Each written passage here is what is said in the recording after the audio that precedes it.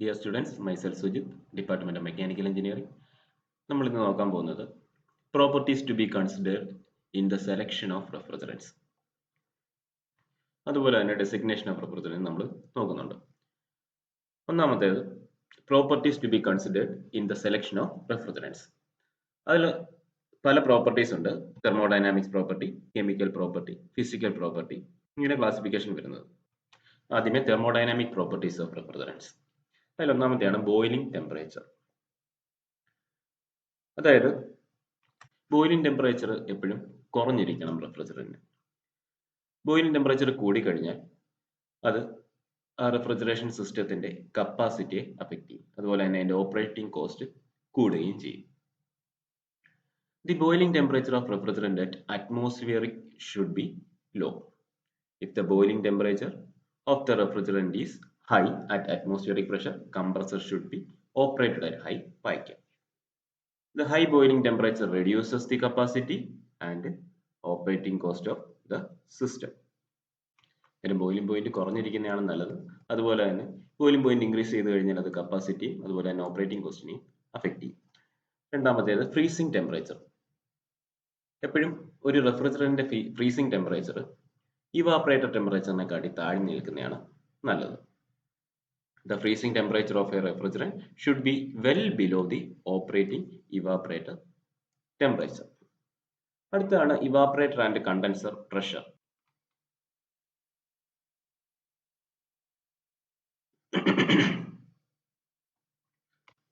Evaporating condensing pressure എപ്പോഴും atmospheric പ്രഷറിന് മുകളിൽ നിൽക്കുന്നതാണ് നല്ലത്. അങ്ങനെ മുകളിൽ നിന്നില്ലെങ്കിൽ, അതായത്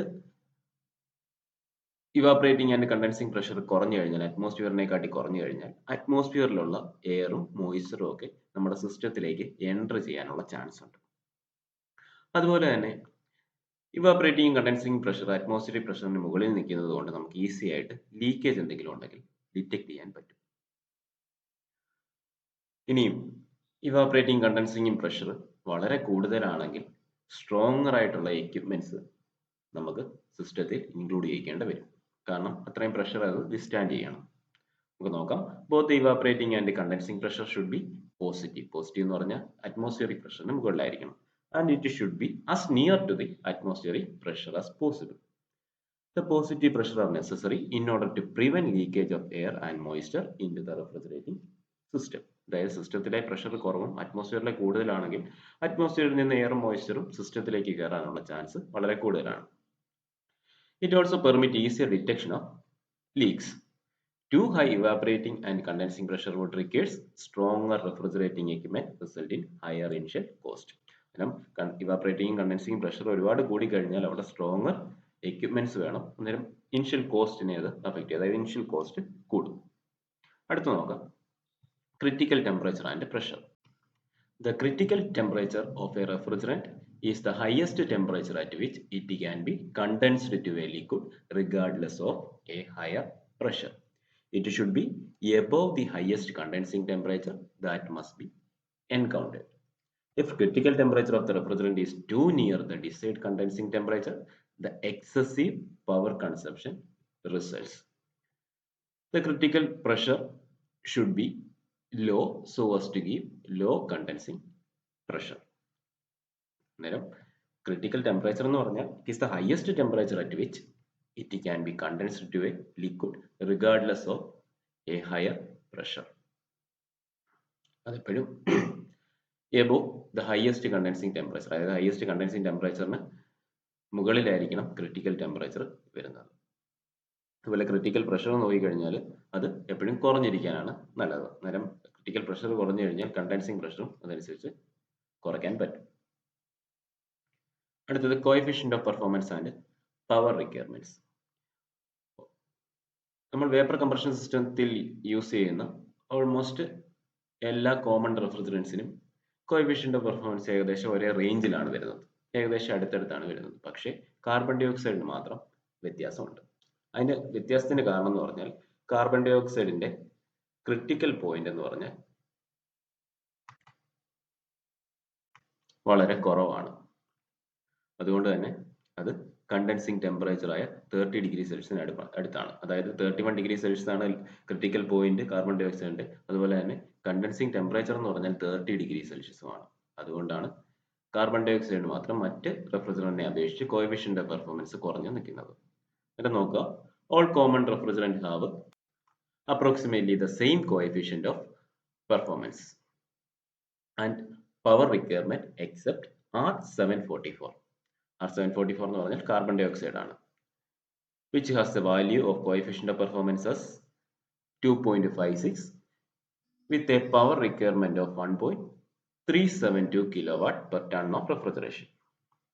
This is due to its low critical point and condensing temperature is very close to it, which is 30 degree Celsius. അതായത് ക്രിട്ടിക്കൽ പോയിന്റ് 31 ഡിഗ്രി സെൽഷ്യസും കണ്ടൻസിങ് ടെമ്പറേച്ചർ 30 ഡിഗ്രി സെൽഷ്യസുമാണ്. ഇത് വളരെ അടുത്ത് നിൽക്കുന്നത് കൊണ്ടാണ് കാർബൺ ഡൈ ഓക്സൈഡിന് COP മറ്റ് റെഫ്രിജറന്റുകളെ അപേക്ഷിച്ച് കുറച്ച് കുറവായിട്ട് കാണിക്കുന്നത്. അടുത്തത് ലേറ്റന്റ് ഹീറ്റ് ഓഫ് വേപ്പറൈസേഷൻ. റെഫ്രിജറൻസിന് എപ്പോഴും high latent heat of vaporisation ആണ് വേണ്ടത്.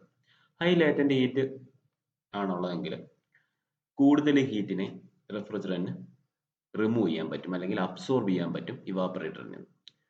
അന്നേരം high latent heat of vaporisation കാരണം കൂടുതൽ ഹീറ്റിനെ റെഫ്രിജറന്റിന് അബ്സോർബ് ചെയ്യാൻ കഴിഞ്ഞാൽ പിന്നെ കുറച്ച് റെഫ്രിജറന്റ് മാത്രം മതി നമ്മുടെ റിക്വേർഡ് റെഫ്രിജറേറ്റിംഗ് എഫക്റ്റ് അറ്റൈൻ ചെയ്യാൻ വേണ്ടി. അല്ലെങ്കിൽ refrigerating effect per ton of refrigeration കൂടും. അതായത് high latent heat of vaporisation ആണെങ്കിൽ റെഫ്രിജറേറ്റിംഗ് എഫക്റ്റ് കൂടും. അങ്ങനെ റെഫ്രിജറേറ്റിംഗ് എഫക്റ്റ് കൂടിക്കഴിഞ്ഞാൽ കുറച്ച് മാസ് ഓഫ് റെഫ്രിജറന്റ് മതി നമുക്ക് സിസ്റ്റത്തിനെ റൺ ചെയ്യിക്കാൻ. അതായത് mass of refrigerant to be circulated per ton of refrigeration എന്ന് പറയുന്നത് കുറയ്ക്കാൻ പറ്റും. അങ്ങനെ മാസ് ഓഫ് റെഫ്രിജറന്റ് കുറച്ച് കഴിഞ്ഞാൽ നമുക്ക് സിസ്റ്റത്തിന്റെ സൈസ് കുറയ്ക്കാൻ പറ്റും. സിസ്റ്റത്തിന്റെ സൈസ് കുറഞ്ഞു കഴിഞ്ഞാൽ ഇനിഷ്യൽ കോസ്റ്റും അതനുസരിച്ച് കുറയും. അന്നേരം ലേറ്റന്റ് ഹീറ്റ് ഓഫ് വേപ്പറൈസേഷൻ കൂടുതലുള്ള റെഫ്രിജറന്റ് ആണ് എപ്പോഴും ബെറ്റർ ആയിട്ടുള്ളത്. ലേറ്റന്റ് ഹീറ്റ് ഓഫ് വേപ്പറൈസേഷൻ കൂടുതലാണെങ്കിൽ റെഫ്രിജറേറ്റിംഗ് എഫക്റ്റ് അതനുസരിച്ച് കൂടും. അതുപോലെ തന്നെ mass of refrigerant to be circulated എന്ന് പറയുന്നത് നമുക്ക് കുറയ്ക്കാൻ പറ്റും. Mass of refrigerant to be circulated കുറച്ച് കഴിഞ്ഞാൽ സിസ്റ്റത്തിന്റെ സൈസും അതുപോലെ തന്നെ ഇനിഷ്യൽ കോസ്റ്റും നമുക്ക് റെഡ്യൂസ് ചെയ്യാൻ പറ്റും. നേരെ നോക്കുക, A refrigerant should have high latent heat of vaporisation at the evaporator temperature. High latent heat result in high refrigerating effect per kilogram of refrigerant circulated, which reduces the mass of refrigerant to be circulated per ton of refrigeration. The size of the system will also be small and hence low initial cost. അടുത്തത് specific volume ആണ്. Specific volume refrigerant എപ്പോഴും കുറഞ്ഞിരിക്കുന്നതാണ് നല്ലത്. The specific volume of refrigerant vapor at evaporator temperature indicate the theoretical displacement of the compressor. The reciprocating compressor are used with the refrigerant having high pressure and low volume of the suction vapor. Centrifugal or turbo compressors are used with the refrigerant having low pressure and high volume of the suction vapor. The rotary compressor are used with the refrigerant having intermediate pressure and volume of suction vapor. നേരം specific volume എപ്പോഴും കുറഞ്ഞിരിക്കുന്നതാണ് നല്ലത്. അതായത് specific volume കുറവാണെങ്കിൽ നമുക്ക് ചെറിയ compressor use ചെയ്യാൻ പറ്റും. അതാണ് സ്പെസിഫിക് വോളിയം കുറഞ്ഞിരിക്കുന്നതിന്റെ ഗുണം. അതായത് it indicate the theoretical displacement of the compressor.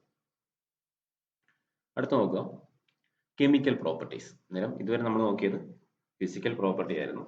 നേരം ഫിസിക്കൽ പ്രോപ്പർട്ടിക്കകത്ത് boiling temperature, freezing temperature, evaporator and condenser pressure, critical temperature and pressure, coefficient of performance and power requirement, latent heat of vaporisation, അതുപോലെ തന്നെ specific volume, ഇത്രയും കാര്യങ്ങളാണ് അതിനകത്ത് വന്നത്. ഇനി അടുത്ത നമ്മൾ കെമിക്കൽ പ്രോപ്പർട്ടീസിലോട്ട് കയറാൻ പോവാണ്. കെമിക്കൽ പ്രോപ്പർട്ടീസ് ഓഫ് റെഫ്രിജറൻസിൽ ഒന്നാമത്തേത് ഫ്ലെയിമബിലിറ്റി. നമുക്കറിയാം ഹൈഡ്രോ കാർബൺ റെഫ്രിജറന്റ് എന്ന് പറഞ്ഞാൽ ഹൈലി ഫ്ലെയിമബിൾ ആണ്. അതുപോലെ തന്നെ അമോണിയ എടുത്തു കഴിഞ്ഞാൽ അമോണിയ എയറുമായിട്ട് മിക്സ് ചെയ്ത് കഴിഞ്ഞാൽ എക്സ്പ്ലോഷൻ സംഭവിക്കാനുള്ള ചാൻസ് ഉണ്ട്. പക്ഷെ ഹാലോ കാർബൺ റെഫ്രിജറന്റ് ആണെങ്കിൽ അത് ഫ്ലെയിമബിളും അല്ല എക്സ്പ്ലോസീവും അല്ല. പക്ഷേ ഹാലോ കാർബൺ റെഫ്രിജറന്റ് നമുക്ക് അങ്ങനെ യൂസ് ചെയ്യാൻ പറ്റത്തില്ല. കാരണം CFC റെഫ്രിജറന്റ് യൂസ് ചെയ്ത് കഴിഞ്ഞാൽ അത് അറ്റ്മോസ്ഫിയറിന് പ്രശ്നമാണ്. അതായത് ഗ്ലോബൽ വാർമിംഗ് ഉണ്ടാവും, ഓസോൺ ലെയർ ഡിപ്ലേഷനും ഗ്ലോബൽ വാർമിംഗും മറ്റും ഉണ്ടാവും. അന്നേരം hydro carbon refrigerant such as ethane, propane, etc. are highly flammable. Hydrocarbon refrigerants such as ethane, propane, etc. are highly flammable. Ammonia is also somewhat flammable, and becomes explosive when mixed with air. The halocarbon refrigerants are neither flammable nor explosive. അടുത്ത toxicity നോക്കാം. Some non-toxic refrigerant like fluorocarbon refrigerants, when mixed with certain percentage of air, become toxic. Ammonia and sulfur dioxide are highly toxic. നമുക്കറിയാം sulphur dioxide വാട്ടറുമായിട്ട് അല്ലെങ്കിൽ മോയ്സ്ചറുമായിട്ടൊക്കെ mix ചെയ്ത് കഴിഞ്ഞാൽ sulphuric acid ഉണ്ടാകാനുള്ള chance ഉണ്ട്. Therefore, these refrigerants are not used in domestic refrigeration and comfort air conditioning. അതുകൊണ്ട് തന്നെ ഈ toxicity ഉള്ള റെഫ്രിജറൻസ് ഡൊമസ്റ്റിക് റെഫ്രിജറേഷനും കംഫോർട്ട് എയർ കണ്ടീഷനിങ് അങ്ങനെ യൂസ് ചെയ്യാറില്ല. പക്ഷെ അത് യൂസ് ചെയ്യുന്നത് എവിടെയാണ്? കോൾഡ് സ്റ്റോറേജ് പോലുള്ള ഇടത്താണ്. അതായത് the use of toxic refrigerant is only limited to cold storage. അങ്ങനെ കോൾഡ് സ്റ്റോറേജസിലാണ് ടോക്സിസിറ്റി ഉള്ള റെഫ്രിജറൻസ് ആണ് യൂസ് ചെയ്യാറുള്ളത്. ഡൊമസ്റ്റിക് റെഫ്രിജറേഷനിലോ കംഫോർട്ട് എയർ കണ്ടീഷനിലോ യൂസ് ചെയ്യാറില്ല. അടുത്ത സോലിബിലിറ്റി ഓഫ് വാട്ടർ. റെഫ്രിജറേഷൻ സിസ്റ്റത്തിലെ റെഫ്രിജറന്റിൽ മോയ്സ്ചറിന്റെ കണ്ടന്റ് ഉണ്ടെങ്കിൽ അത് എക്സ്പാൻഷൻ വാൽവിന്റെ അടുത്ത് ചെല്ലുമ്പോഴത്തേന് അവിടെ ഐസ് ആയിട്ട് മാറും. ഇങ്ങനെ ഐസ് ആയിട്ട് മാറിക്കഴിഞ്ഞാൽ ആ ഫുൾ സർക്യൂട്ടിനെ അത് ക്ലോഗ് ചെയ്യും, അതായത് ബ്ലോക്ക് ചെയ്യും. അന്നേരം അത് നമുക്ക് അവോയ്ഡ് ചെയ്യണം. അത് അവോയ്ഡ് ചെയ്യാൻ വേണ്ടി സാധാരണ ചെയ്യുന്നത് ചാർജ് ചെയ്യുന്ന സമയത്ത്, അതായത് റെഫ്രിജറന്റ് സിസ്റ്റത്തിൽ ചാർജ് ചെയ്യുന്ന സമയത്ത് പ്രോപ്പറായിട്ട് റെഫ്രിജറന്റിനെ ഡീഹൈഡ്രേറ്റ് ചെയ്യും.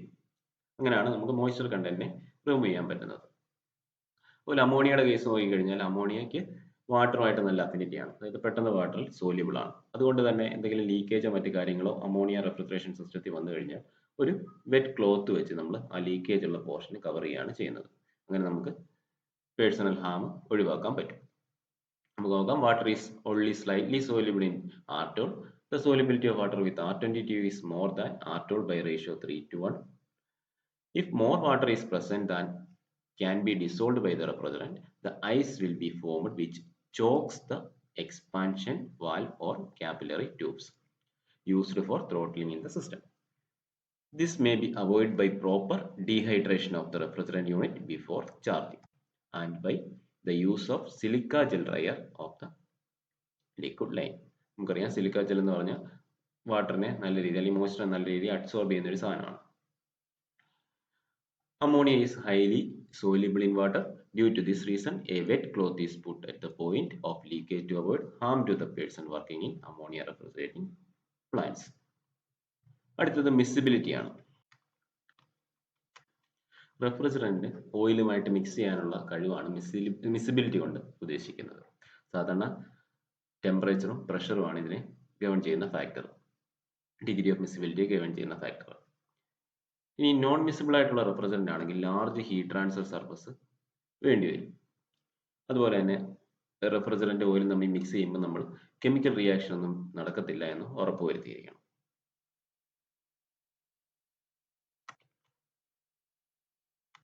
എന്നിട്ട് നോക്കുക. The ability of a refrigerant to mix with oil is called miscibility. The degree of miscibility depends upon the temperature of the oil and pressure of the refrigerating vapor. The freon group of refrigerants are highly miscible refrigerant, while ammonia, carbon dioxide, sulfur dioxide and methyl chloride are relatively non-miscible. The non-miscible refrigerant require larger heat transfer surface due to poor heat conduction property of oil. No chemical reaction between refrigerant and lubricating oil of the compression should take place. They give better lubrication as the refrigerant acts as a carrier of oil to the moving parts. അതായത് നല്ല miscibility ഉള്ള refrigerant ആണെങ്കിൽ better lubrication possible ആണ്. അതുപോലെ തന്നെ the miscible refrigerant also eliminate oil separation problem and aid in the return of oil from evaporator. ഇതാണ് miscibility. അടുത്ത effect on perishable material. നമ്മൾ യൂസ് ചെയ്യുന്ന റെഫ്രിജറന്റ് ഒരിക്കലും നമ്മൾ സ്റ്റോർ ചെയ്യുന്ന ഫുഡ് പ്രോഡക്റ്റിനെയോ അല്ലെങ്കിൽ മറ്റ് കമ്മോഡിറ്റികളിലോ സ്പോയിൽ ചെയ്ത് കളയില്ല.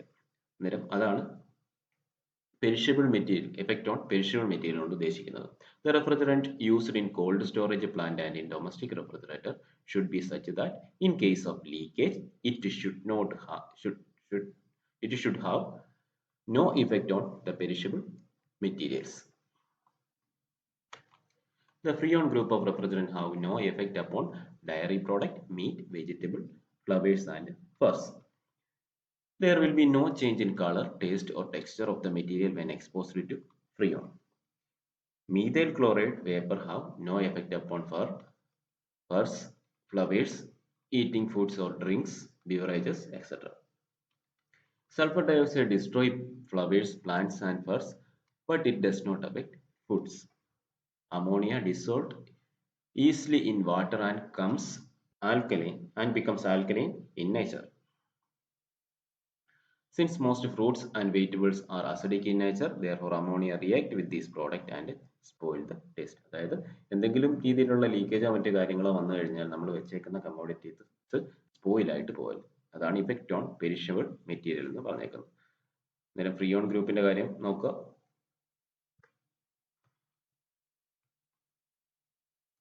അതുപോലെ തന്നെ മീഥൈൽ ക്ലോറൈഡ്, സൾഫർ ഡയോക്സൈഡ്, അതുപോലെ തന്നെ അമോണിയ. അടുത്തത് ഫിസിക്കൽ പ്രോപ്പർട്ടീസ് ഓഫ് റെഫ്രിജറൻസ് ആണ്. കെമിക്കൽ പ്രോപ്പർട്ടീസിൽ നമ്മൾ നോക്കിയത് ഫ്ലേമബിലിറ്റി, toxicity, solubility of water, miscibility, effect on perishable materials. Physical properties of refrigerants ആദ്യത്തെ stability and inertness ആണ്. An ideal refrigerant should not decompose at any temperature normally encountered in the refrigerating system. It should not form higher boiling point liquid and solid substance through polymerization. The disintegration of refrigerant may be due to reaction with metals.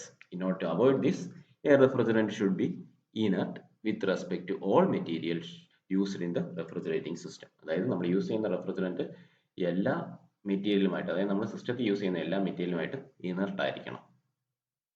Higher temperature വന്നു കഴിഞ്ഞാൽ refrigerant decompose ചെയ്യാൻ പാടില്ല. അതുപോലെ തന്നെ മെറ്റലുമായിട്ട് അത് react ചെയ്യാൻ പാടില്ല. അതുപോലെ ഹയർ ബോയിലിംഗ് ലിക്വിഡ്സ് അല്ലെങ്കിൽ സോളിഡ് സബ്സ്റ്റൻസ് പോളിമറൈസേഷൻ വഴി ഫോം ചെയ്യാനും പാടില്ല. അടുത്ത കൊറോസീവ് പ്രോപ്പർട്ടീസ് ആണ്. Freon group of refrigerants are non corrosive with practically all metals. Ammonia is used only with iron or steel. അതായത് അമോണിയ യൂസ് ചെയ്യുന്ന സിസ്റ്റത്തിൽ നമ്മൾ കോപ്പറോ മറ്റ് പോലുള്ള മെറ്റൽസ് യൂസ് ചെയ്യാറില്ല. കാരണം അമോണിയ കോപ്പറുമായിട്ട് റിയാക്ട് ചെയ്യും. അന്നേരം അയണോ സ്റ്റീലോ മാത്രമേ അമോണിയ സിസ്റ്റത്തിൽ നമ്മൾ യൂസ് ചെയ്യാറുള്ളൂ. Sulfur dioxide is non-corrosive to all metal in the absence of water, but sulfur dioxide reacts with water and form sulfuric acid. അതായത് മോയ്സ്ചർ ഉള്ള കേസ് ആണെങ്കിൽ, അതായത് സൾഫർ ഡയോക്സൈഡ് മോയ്സ്ചറുമായിട്ട് റിയാക്ട് ചെയ്ത് കഴിഞ്ഞാൽ സൾഫ്യൂരിക് ആസിഡ് ഉണ്ടാവാനുള്ള ചാൻസ് ഉണ്ട്. അതുകൊണ്ട് തന്നെ അത് അവോയ്ഡ് ചെയ്യാൻ നോക്കണം. അന്നേരം അമോണിയ ഉള്ള സിസ്റ്റത്തിൽ അയൺ അല്ലെങ്കിൽ സ്റ്റീൽ മാത്രമേ യൂസ് ചെയ്യാറുള്ളൂ. അതുപോലെ തന്നെ സൾഫർ ഡയോക്സൈഡ് വാട്ടറിന്റെ ആബ്സെൻസിലാണെങ്കിൽ സേഫ് ആണ് യൂസ് ചെയ്യുന്നത്. അടുത്തത് viscosity. The refrigerant in the liquid and vapour state should have low viscosity. Viscosity കുറവാണെങ്കിൽ ഈസി ആയിട്ട് ഫ്ലോ ചെയ്യാൻ പറ്റത്തുള്ളൂ. The low viscosity of the refrigerant is desirable because the pressure drop in passing through the liquid and suction line are small. The heat transfer through condenser and evaporator is improved at low viscosities. Then നമ്മൾ സിസ്റ്റത്തിൽ use ചെയ്യുന്ന refrigerant law viscosity ഉള്ള refrigerant ആയിരിക്കണം. അടുത്തത് thermal conductivity. The refrigerant in the liquid and vapor state should have high thermal conductivity. For a high heat transfer coefficient, a high thermal conductivity is desirable. അന്നേരം heat transfer coefficient കൂടുതൽ കിട്ടണമെങ്കിൽ നല്ല thermal conductivity ഉള്ള refrigerant use ചെയ്താലേ പറ്റത്തുള്ളൂ. അടുത്ത dielectric strength ആണ്.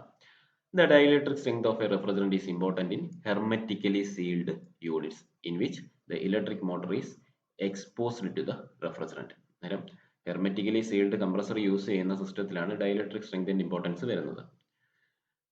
The relative dielectric strength of refrigerant is the ratio of dielectric strength of nitrogen and the refrigerant vapor mixture to the dielectric strength of nitrogen at atmospheric pressure and room temperature.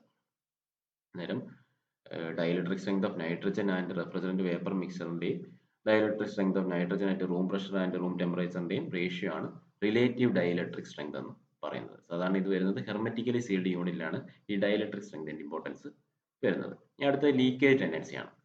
The leakage tendency of a refrigerant should be low. If there is a leakage of the system, it should be easily detectable. The ammonia leakage is easily detected due to its pungent odor.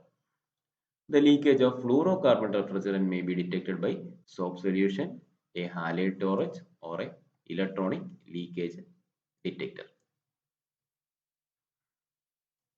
The ammonia leakage is detected by using burning sulfur candle, which in the presence of ammonia forms white fumes of ammonium sulfate.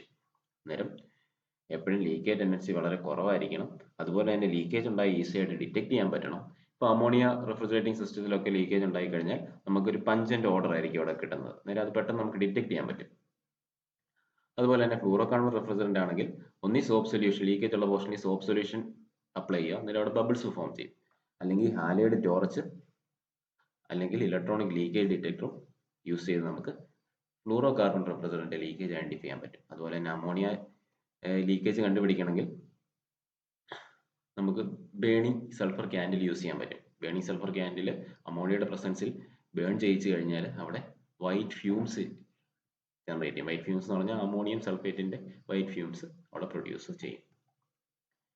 അടുത്തത് cost ആണ്. The cost of refrigerant is not so important in small refrigerating unit, but it is very important in high capacity refrigerating system like industrial and commercial.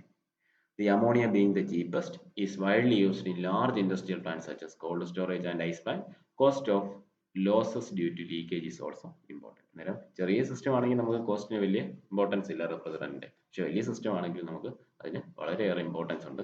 അതുപോലെ തന്നെ കൂടുതൽ system നോക്കിക്കഴിഞ്ഞാൽ ammonia use ചെയ്യുന്നതായിട്ട് നമുക്ക് കാണാം industrial പ്ലാന്റുകളിൽ. കാരണം ammonia കുറച്ച് ചീപ്പാണ്, അതുകൊണ്ടാണ് അമോണിയ കോൾഡ് സ്റ്റോറേജിലും ഐസ് പ്ലാന്റിലും ഒക്കെ യൂസ് ചെയ്യാൻ കാരണം. അതുപോലെ തന്നെ ലീക്കേജ് ലോസ് നമ്മൾ കോസ്റ്റിനകത്ത് കൺസിഡർ ചെയ്യേണ്ടത് വളരെ അത്യാവശ്യമാണ്. അന്നേരം ഇപ്പം നമ്മൾ ഫിസിക്കൽ പ്രോപ്പർട്ടീസ് നോക്കി. ഫിസിക്കൽ പ്രോപ്പർട്ടീസിൽ stability and inertness, corrosive property, viscosity, thermal conductivity, dielectric strength, leakage tendency, cost, ഇത്രയും കാര്യങ്ങളാണ് പഠിച്ചത്. അന്നേരം properties to be considered in the selection of refrigerant എന്ന് ചോദിച്ചു കഴിഞ്ഞാൽ അതിനകത്ത് തെർമോഡൈനാമിക് പ്രോപ്പർട്ടി ഉണ്ട്, കെമിക്കൽ പ്രോപ്പർട്ടി ഉണ്ട്, ഫിസിക്കൽ പ്രോപ്പർട്ടീസ് ഉണ്ട്. ഇനി അടുത്തത് designation of system for refrigerants ആണ്. അതായത് ഒരു റെഫ്രിജറന്റിന് എങ്ങനെ പേര് കൊടുക്കാം. നമ്മൾ നോക്കിക്കഴിഞ്ഞാൽ സാധാരണ റെഫ്രിജറന്റിന്റെ പേരുകളെല്ലാം ആർ എന്ന് പറയുന്ന ക്യാപിറ്റൽ ലെറ്ററും അത് ഫോളോ ചെയ്തിട്ടൊരു 2, 3, 4 നമ്പരും ഒക്കെയാണ് വരുന്നത്. അന്നേരം അത് എന്തിനെ സൂചിപ്പിക്കുന്നു എന്ന് നമുക്ക് നോക്കാം. The refrigerants are internationally designated as R followed by certain numbers. Example R11, R12, R114 അല്ലെങ്കിൽ R744, ഇങ്ങനെ പല കോമ്പിനേഷൻസ് ഉണ്ട്. അന്നേരം മെയിനായിട്ട് ഒരു R എന്ന് പറയുന്ന ക്യാപിറ്റൽ ലെറ്ററിൽ R കാണും, അത് കൂടാതെ അതിൻ്റെ കൂടെ കുറച്ച് നമ്പേഴ്സും കാണും. The refrigerant followed by 2-digit number indicates that a refrigerant is derived from methane base. അതായത് 2-digit നമ്പർ ആണ് R കഴിഞ്ഞിട്ട് വരുന്നെങ്കിൽ അത് ഒരു മീഥേൻ ബേസ് ആയിരിക്കും. അതല്ല 3-digit നമ്പർ ആണെങ്കിൽ അത് റെപ്രസെന്റ് ചെയ്യുന്നത് ഈഥേൻ ബേസിനെ ആയിരിക്കും റെപ്രസെന്റ് ചെയ്യുന്നത്. ഇനിയും the first digit on the right is the number of fluorine atom in the refrigerant. ഇപ്പം R114 എന്ന് പറയുന്ന ഒരു കോമ്പൗണ്ട് കൺസിഡർ ചെയ്യും. ആ R114ലെ റൈറ്റ് സൈഡിലെ ഫസ്റ്റ് ലെറ്റർ നോക്കുക, അതായത് 4. ആ 4 എന്ന് പറയുന്നത് സൂചിപ്പിക്കുന്നത് എന്താണ്? നമ്പർ ഓഫ് ഫ്ലൂറിൻ ആറ്റത്തെയാണ് അത് സൂചിപ്പിക്കുന്നത്. The second digit from the right is 1 more than the number of hydrogen atom present. അതായത് 4ന് തൊട്ട് ലെഫ്റ്റ് സൈഡിലുള്ളത്, അതായത് റൈറ്റിൽ നിന്ന് രണ്ടാമത് വരുന്ന ലെറ്റർ, ഇവിടെ 1, R114ലെ 1 രണ്ടാമത്തെ, അതായത് 4ന് തൊട്ട് ലെഫ്റ്റിൽ കിടക്കുന്ന 1, അത് സൂചിപ്പിക്കുന്നത് 1 more than the number of hydrogen atom. അതായത് ഇവിടെ ഹൈഡ്രജൻ 0 ആയിരിക്കും, അതുകൊണ്ടാണ് 1 വന്നത്. അതായത് 1 more than the number of hydrogen atom ആണ് ഇത് റെപ്രസെന്റ് ചെയ്തിരിക്കുന്നത്. ഇനി third digit from the right is 1 less than the number of carbon atom, but when this digit is 0, it is omitted. അന്നേരം ഈ R114ലെ റൈറ്റിൽ നിന്ന് മൂന്നാമത്തെ 1 സൂചിപ്പിച്ചേക്കുന്നത് 1 less than the number of carbon atom ആണ്. അതായത് ഇവിടെ 2 കാർബൺ ആറ്റം കാണും, അതിൽ നിന്ന് ഒരെണ്ണം കുറച്ചിട്ടാണ് ഇവിടെ എഴുതിയേക്കുന്നത്. അതാണ് 114 എന്ന് എഴുതിയേക്കുന്നത്. അന്നേരം റൈറ്റ് സൈഡിൽ നിന്നുള്ള ഫസ്റ്റ് ഡിജിറ്റ് ഫ്ലൂറിൻ ആറ്റത്തെ സൂചിപ്പിക്കുന്നു. റൈറ്റ് സൈഡിൽ നിന്നുള്ള രണ്ടാമത്തെ digit 1 more than the number of hydrogen atom. Right സൈഡിൽ നിന്ന് മൂന്നാമത് വരുന്നത് digit 1 less than the number of carbon atom. ഇനി നമ്മൾ റെഫ്രിജറന്റിന്റെ ജനറൽ കെമിക്കൽ ഫോർമുല എഴുതുന്നത്, ഇപ്പം മീഥേൻ ബേസ് ആണെങ്കിലും ഈഥേൻ ബേസ് ആയാലും നമ്മൾ റെപ്രസെന്റ് ചെയ്യുന്നത് CmHnClpFq. അതായത് സഫിക്സ് നോക്കണം, കാർബണിന്റെ സഫിക്സ് M, ഹൈഡ്രജന്റെ സഫിക്സ് N, ക്ലോറിന്റെ സഫിക്സ് P, ഫ്ലൂറിൻ്റെത് Q. എന്നിട്ട് ഈ സഫിക്സുകൾ തമ്മിൽ നമുക്ക് റിലേഷൻ എഴുതാൻ പറ്റും. N + P + Q = 2m + 2. അതിനകത്ത് ഓരോന്നും എന്താണ്?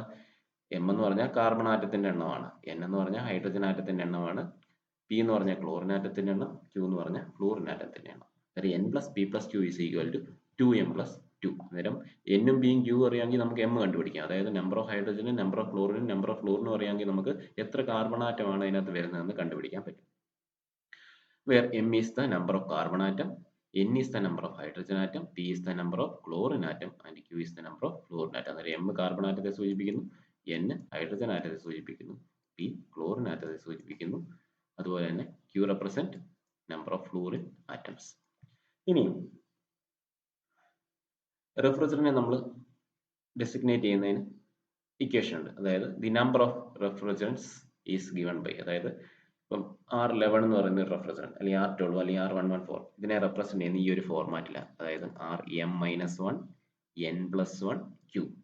റൈറ്റ് സൈഡിൽ നിന്ന് ഫസ്റ്റ് ലെറ്റർ ഫ്ലൂറിൻ ആറ്റത്തെയും, second letter 1 more than the number of hydrogen ആറ്റത്തെയും, third letter 1 less than the number of carbon ആറ്റത്തെയും സൂചിപ്പിക്കുന്നു പറഞ്ഞു. ഇവിടെ M എന്ന് പറഞ്ഞാൽ കാർബൺ ആറ്റം, N എന്ന് പറഞ്ഞാൽ ഹൈഡ്രജൻ ആറ്റം, Q എന്ന് പറഞ്ഞാൽ ഫ്ലൂറിൻ ആറ്റം. അതിന് ജനറൽ ആയിട്ട് നമ്മൾ റെപ്രസെന്റ് ചെയ്യുന്നത് എങ്ങനെയാണ്? Rm-1 N+1 Q.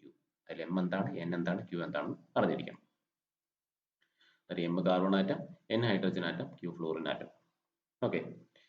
ഇനി അടുത്തത് നമുക്കൊരു കോമ്പൗണ്ട് തന്നിട്ടുണ്ട്, ഡൈക്ലോറോ ടെട്രാഫ്ലൂറോ ഈഥൈൻ. അതായത് ഇതിന്റെ എങ്ങനെ പേര് കൊടുക്കാം നമുക്ക് നോക്കാം.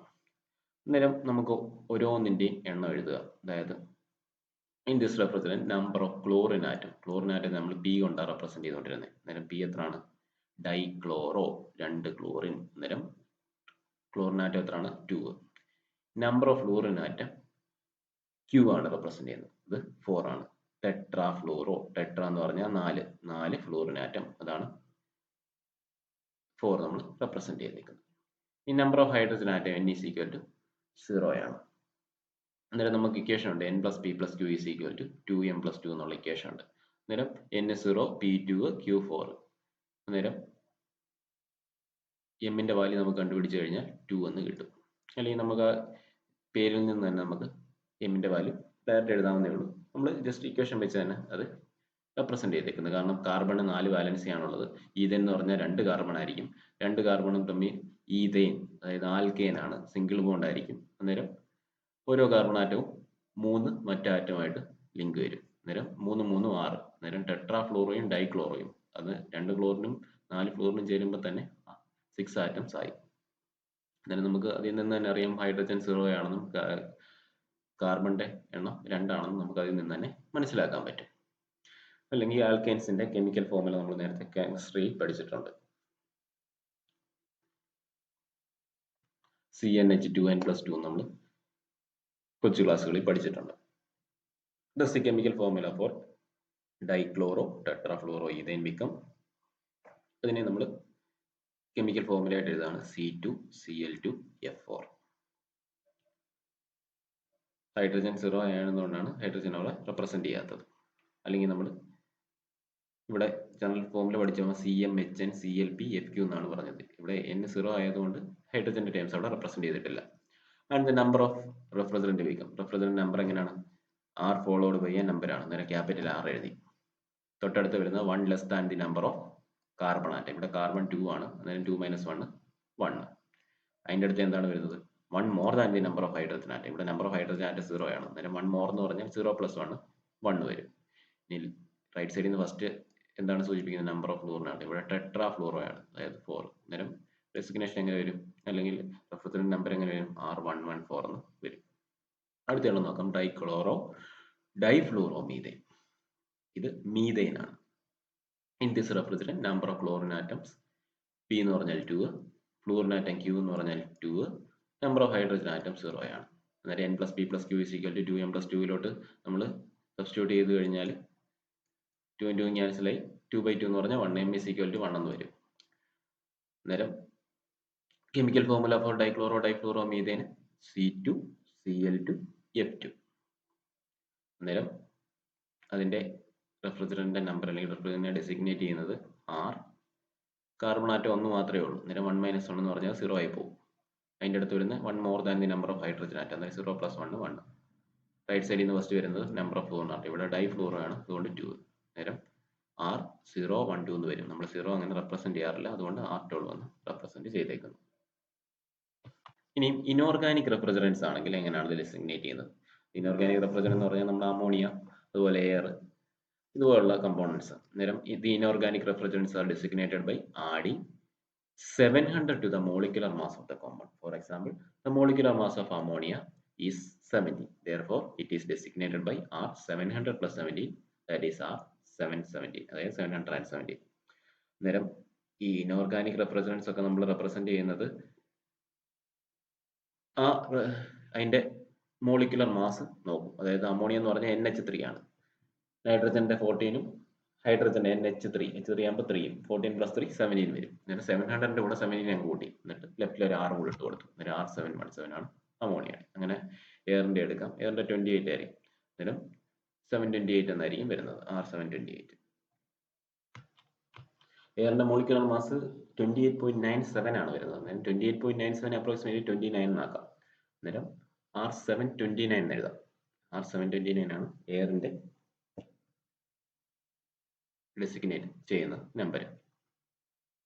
ഇനി അടുത്തത്, the brominated refrigerants are denoted by putting an additional B and a number to denote as to how many chlorine atom are replaced by bromine atom. അന്നേരം ബ്രോമിനേറ്റഡ് റെഫ്രിജറന്റ് ആണെങ്കിൽ നമ്മൾ റെഫ്രിജറന്റ് നമ്പറിന്റെ കൂടെ B എന്ന് പറയുന്ന ഒരു ലെറ്ററും കൂടെ കാണും. അതുപോലെ തന്നെ അതിന്റെ കൂടെ ഒരു നമ്പറും കൂടെ ഡിനോട്ട് ചെയ്യും. അന്നേരം ആ നമ്പർ ഡിനോട്ട് ചെയ്യുന്ന എത്ര ക്ലോറിൻ ആറ്റത്തിനെ മാറ്റിയാണ് അവിടെ ബ്രോമിൻ ആറ്റം വന്നേക്കുന്നത്, അതാണ് അവിടെ റെപ്രസെന്റ് ചെയ്യുന്നത്. ഇവിടെ എക്സാമ്പിൾ നോക്കിക്കഴിഞ്ഞാൽ R13B1, അതായത് ഒരു ക്ലോറിൻ ആറ്റത്തെ മാറ്റി ഒരു ബ്രോമിൻ ആറ്റം അവിടെ വന്നു. R13B1 is derived from R13 with the replacement of one chlorine atom by a bromine atom. Its chemical formula is therefore CF3Br. In the case of isomer, that is compound with same chemical formula but different molecular structure, script L, M, etc. are used after the designation. L ഉം M, A യും use ചെയ്യാറുണ്ട്. അതായത് R134A നമ്മൾ common ആയിട്ട് use ചെയ്യുന്ന refrigerant. ഇപ്പം നമ്മുടെ വാഹനങ്ങളിലും ഒക്കെ AC-ക്കകത്ത് യൂസ് ചെയ്യുന്ന ഒരു കോമൺ ആയിട്ടുള്ള ഒരു റെഫ്രിജറന്റ് ആണ് R134A. അതിനകത്ത് ആ എ റെപ്രസെന്റ് ചെയ്യുന്നത് അതൊരു ഐസോമർ ആണെന്നുള്ളതാണ്.